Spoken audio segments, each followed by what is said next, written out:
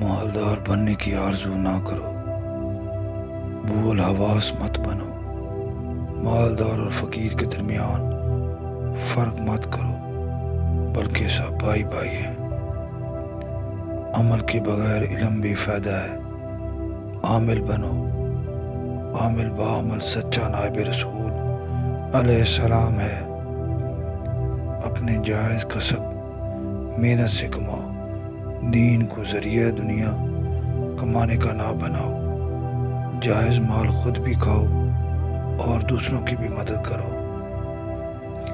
ایمان والوں کی آزمائش ہوتی ہے، لہٰذا امتحان میں گھبرانا نہیں چاہیے۔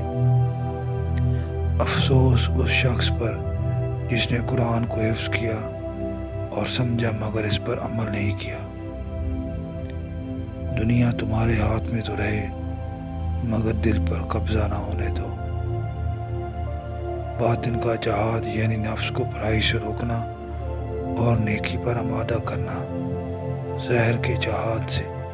ظاہر کے جہاد سے زیادہ سخت ہے۔